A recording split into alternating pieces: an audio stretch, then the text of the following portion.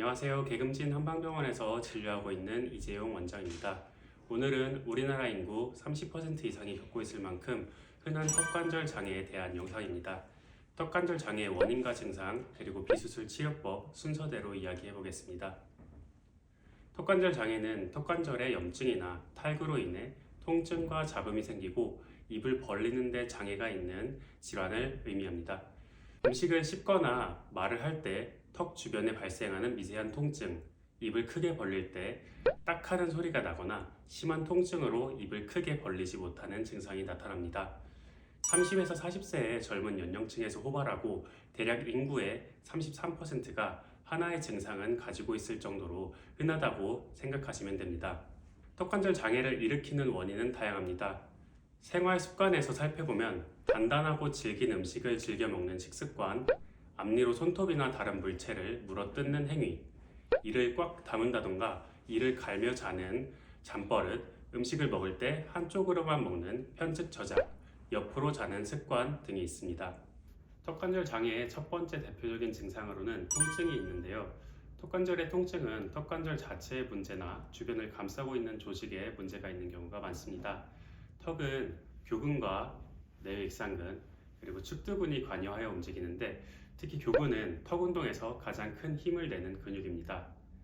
측두근은 두개골과 턱관절을 연결하는 근육으로 턱관절 문제가 발생했을 때 두통까지 유발할 수 있는 원인이 됩니다. 그러므로 측두근과 액상근, 교근이 손상을 입으면 턱관절에 통증이 나타날 수 있습니다. 두 번째 증상은 소리입니다.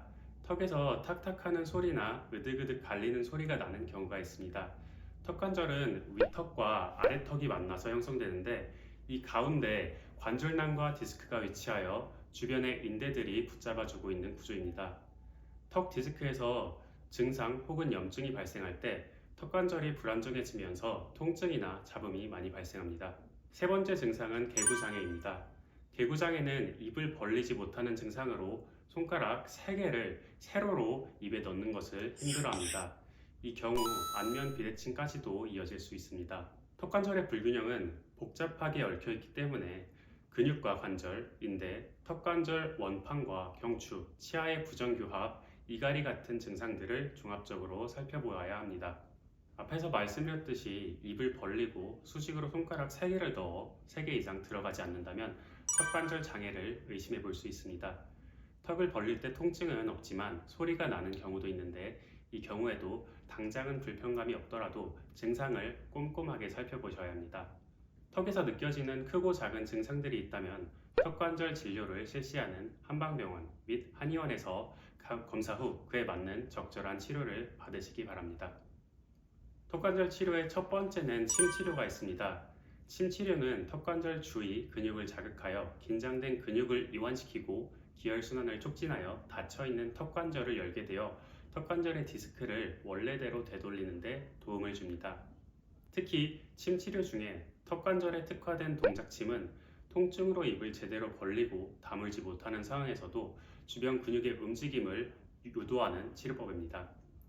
특정 부위에 침을 꽂은 상태에서 굳은 턱관절을 벌리고 다물게 하는 운동을 통해 턱관절의 위치와 운동 방향을 바로잡아주는 데 효과가 뛰어납니다. 두 번째로는 약침요법이 있습니다. 약침요법은 약액을 턱관절 및 안면, 경추 부위 경혈에 주입하는 방법으로 약물의 효과와 침의 효과를 동시에 얻을 수 있습니다. 또한 진행 정도와 환자분의 상태에 맞춘 한약 치료도 큰 도움이 됩니다. 턱관절에 충분한 영양을 공급하고 스트레스로 인한 긴장을 이완시키며 손상된 뼈와 연골을 재생하게 됩니다. 마지막으로 충혈법을 통해 턱관절 운동의 중심 축인 척추 전반의 틀어짐을 교정할 수 있습니다. 턱관절 장애를 예방할 수 있는 방법에 대해 이야기해 볼까요? 첫 번째는 식사를 할 때, 얘기를 할 때 지나치게 입을 크게 벌리지 않는 것이 좋습니다.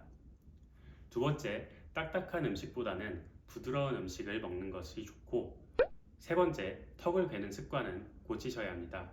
그리고 마지막으로 바른 자세를 유지하는 것이 무엇보다 중요합니다. 턱관절 장애는 완치가 어렵고 재발이 잦습니다. 또한 외부 충격으로 인한 경우를 제외하고는 잘못된 생활 습관에서 비롯되는 경우가 대부분이기 때문에 생활 습관을 고치는 것이 가장 중요합니다. 턱관절 장애가 심해질 경우 안면 비대칭, 두통, 소화장애 등의 2차적인 증상으로까지 이어질 수 있으니 본인의 노력으로 빠른 개선이 필요합니다.